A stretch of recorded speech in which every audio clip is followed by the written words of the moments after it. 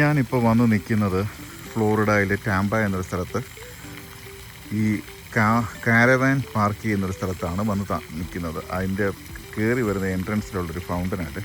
ഇനി നമുക്ക് അങ്ങോട്ട് പോകാൻ വീഡിയോ. ഇത് മുഴുവൻ കിടക്കുന്നത് കണ്ടില്ലേ, നല്ല $1.5 മില്യൺ വിലയുള്ള വണ്ടികളും അല്ലാത്ത ലക്ഷങ്ങൾ വില മതിക്കുന്ന കാരവാനുകൾ കിടക്കുന്നത്. ഈ കാരവാൻ ഇവിടെ കിടക്കുന്നത് എങ്ങനെയാണെന്ന് ചോദിച്ചു കഴിഞ്ഞാൽ, ഇവിടെ അമേരിക്കൻസ് ഒരു 65, 70, 65, 60, 70 പൈസയൊക്കെ ആകുമ്പോൾ അവരുടെ വീടുകൾ വിറ്റിട്ട് ഇതുപോലുള്ളൊരു കാരവൻ വാങ്ങിയിട്ട് അവരുടെ ജീവിതം പിന്നെ ഇതിൻ്റെ അകത്തായിരിക്കും.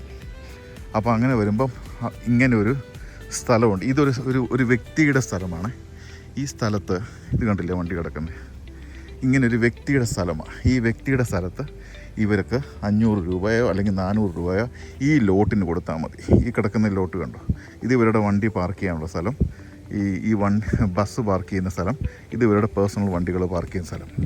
അപ്പം ഈ ഒരു ലോട്ടിന് ചിലപ്പോൾ അവർക്ക് 400 രൂപ അല്ലെങ്കിൽ 500 രൂപയായിരിക്കും വാടക വരുന്നത്. അപ്പം ആകെ ചിലവെന്ന് പറഞ്ഞാൽ ഇലക്ട്രിസിറ്റിയുടെ ഇവരുടെ എടുക്കുന്ന ഇലക്ട്രിസിറ്റിയും മറ്റുള്ള ചിലവുകളെന്ന് പറഞ്ഞാൽ ആകെ അവർക്കൊരു $600, $650 ഒരു മാസം വരുന്നുള്ളൂ. പിന്നെ അവർക്ക് യാത്ര ചെയ്യാനുള്ള ഡീസലും കാര്യങ്ങളൊക്കെ അടിക്കുന്നതിന് മാത്രമുള്ള ചിലവുകൾ മാത്രമേ വരുന്നുള്ളൂ. എന്തോ ഒരു സൗകര്യമാണ് നോക്ക്. അവരുടെ ഡ്രെയിനേജ് സിസ്റ്റമൊക്കെ പോകുന്നത് കണ്ടില്ലേ, എത്ര മനോഹരമായിട്ടാണ് നോക്കി. അപ്പം ഇവർക്കപ്പം യാതൊരു വിധമായ ബാധ്യതകളും അവരുടെ ജീവിത രീതിയിലില്ല. ഭയങ്കര മനോഹരമായിട്ടാണ് അവരുടെ ജീവിത രീതി ശൈലികൾ പോകുന്നത്. കാരണം അവർക്ക് ഹോട്ടൽ എടുക്കണ്ട, അവർക്ക് വീടിൻ്റെ മെയിൻ്റെനൻസ് കൊടുക്കണ്ട, അവർക്ക് എന്താ പറയുക, വീടിൻ്റെ ഇൻഷുറൻസ് അടയ്ക്കണ്ട, ടാക്സ് അടയ്ക്കണ്ട, അവർക്ക് വീടിൻ്റെ അസോസിയേഷൻ്റെ പൈസ കൊടുക്കണ്ട. ഇതൊന്നും ചെയ്യാതെ അവർക്ക് ഇതുപോലൊരു സ്ഥലം വന്നിട്ട്, ഇതിപ്പം ഇതുപോലെ തന്നെ 100 കണക്കിന് സ്ഥലങ്ങളുണ്ട് ഇവിടെ. ഈ ലാൻഡുകൾ ഇങ്ങനെ RV പാർക്ക് ചെയ്യുന്ന, കാരവൻ പാർക്ക് ചെയ്യുന്ന സ്ഥലങ്ങളുണ്ട്. അപ്പോൾ അവിടെ വന്നാൽ, ഇപ്പോൾ എനിക്ക് വണ്ടി ഉണ്ടെങ്കിൽ ഞാൻ ഇവരുടെ ഓഫീസിൽ വന്ന് എനിക്കൊരു ലോട്ട് തരണമെന്ന് പറഞ്ഞാൽ അവർക്ക് ലോട്ട് അവൈലബിൾ ആയിട്ടുണ്ടെങ്കിൽ എനിക്കും ഇവിടെ വന്ന് പെർമനൻ്റായിട്ട് താമസിക്കാൻ പറ്റും. പെർമനൻ്റായിട്ട് ഇതുപോലെ തന്നെ എനിക്കും വന്ന് താമസിക്കണമെന്ന് ആഗ്രഹമുണ്ട്. പക്ഷെ നമുക്ക് എന്ത് ചെയ്യാൻ പറ്റും?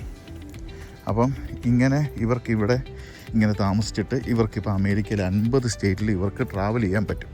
ഇപ്പോൾ ഇവരിങ്ങനെ ട്രാവൽ ചെയ്ത് പോകുമ്പോൾ അമേരിക്കയിൽ ഇതുപോലെ തന്നെ കാരവാൻ പാർക്ക് ചെയ്യാനായിട്ടുള്ള അനേക സ്ഥലങ്ങളുണ്ട്. അത് ആ കാരവാൻ്റെ സൈറ്റിൽ നോക്കി അവർക്ക് അറിയാൻ പറ്റും.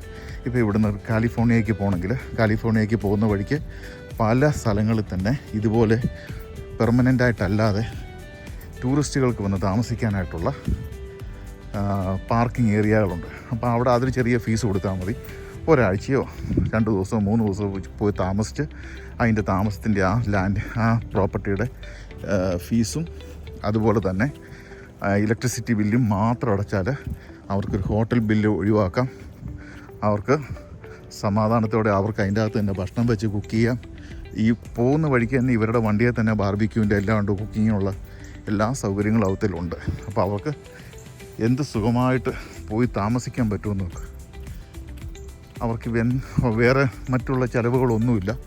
അവരുടെ അവർ ജോലി ചെയ്ത് കിട്ടുന്നതിൻ്റെ പെൻഷനും റിട്ടയർമെൻറ്റ് മണിയും അതുപോലെ തന്നെ സോഷ്യൽ സെക്യൂരിറ്റി മണിയും അവർക്ക് മോർ ദാൻ ഇനഫാണ് അവരുടെ ജീവിതം കഴിഞ്ഞു പോകാനായിട്ട്. പിന്നെ മക്കളെ ചൊല്ലിയുള്ള പ്രശ്നങ്ങളോ പ്രയാസങ്ങളോ ഒന്നും അവർക്കില്ല. അവർ ഭാര്യയും ഭർത്താവും സമാധാനത്തോടെ ഈ ഒരു വണ്ടിയിൽ അവരുടെ ജീവിതം ഇങ്ങനെ ആസ്വദിച്ച് കഴിയുന്നു. അവരുടെ കാലം കഴിഞ്ഞ് അവർ പോകുന്നു. ഒരു സ്ട്രെസ്സുമില്ല അവർക്ക്.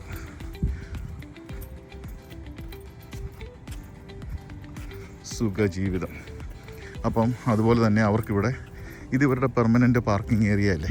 അപ്പോൾ അവർക്കിവിടെ വന്ന് വൈകുന്നേരങ്ങളിൽ ടെന്നീസ് കളിക്കാനും അവർക്ക് ബാർബിക്യൂ ഉണ്ടാക്കാനും ഒക്കെയുള്ള എല്ലാ സൗകര്യങ്ങളും ഈ സ്ഥലത്ത് അവർ ഒരുക്കിയിട്ടുണ്ട്. ഇതിവിടെ ടെന്നീസ് കളിക്കുന്ന കോർട്ട്, അവർക്ക് വൈകുന്നേരങ്ങളിൽ വന്ന് ഭക്ഷണം കഴിക്കാനുള്ള സ്ഥലം, അതുപോലെ ഈ കാണുന്ന ബിൽഡിങ് അവരുടെ റെസ്റ്റോറൻറ്റ്, അവരുടെ കഫറ്റേറിയ, അവരുടെ ഓഫീസ്, അവരുടെ ക്ലബ് ഹൗസുകൾ, അങ്ങനെയുള്ള എല്ലാ സൗകര്യങ്ങളും ഇതിൻ്റെ അകത്തുണ്ട്. അപ്പം നിങ്ങൾക്ക് ഈ വീഡിയോ ഇഷ്ടമായെന്ന് വിചാരിക്കുന്നു. ഈ ഇഷ്ടമായിട്ടുണ്ടെങ്കിൽ തീർച്ചയായിട്ടും എന്നെ അറിയിക്കണം. അതുപോലെ തന്നെ നിങ്ങൾ സബ്സ്ക്രൈബ് ചെയ്തിട്ടില്ലെങ്കിൽ തീർച്ചയായിട്ടും നിങ്ങൾ സബ്സ്ക്രൈബ് ചെയ്യുകയും കൂടെ ചെയ്യണം. അപ്പം നിങ്ങൾ അങ്ങനെ ചെയ്തെങ്കിൽ മാത്രമാണ് എനിക്ക് ഒരു ഇൻട്രസ്റ്റ് ഉണ്ടാകത്തുള്ളൂ എനിക്ക് കൂടുതലായിട്ട് ചെയ്യാനായിട്ട്. അപ്പോൾ തീർച്ചയായിട്ടും നിങ്ങൾ എന്നെ അറിയിക്കണം, സബ്സ്ക്രൈബ് ചെയ്യണം, ലൈക്ക് ചെയ്യണം, പിന്നെ ഷെയർ ചെയ്യണം, കമൻസിലൂടെ എന്നെ അറിയിക്കുകയും ചെയ്യണം. ഓക്കെ, അപ്പോൾ നിങ്ങൾക്ക് ഈ വീഡിയോ ഇഷ്ടമായെന്ന് വിചാരിക്കുന്നു. അപ്പോൾ അടുത്ത വീഡിയോയുമായി ഞാൻ ഉടനെ വരുന്നതായിരിക്കും. എല്ലാവർക്കും നല്ലത് വരട്ടെ.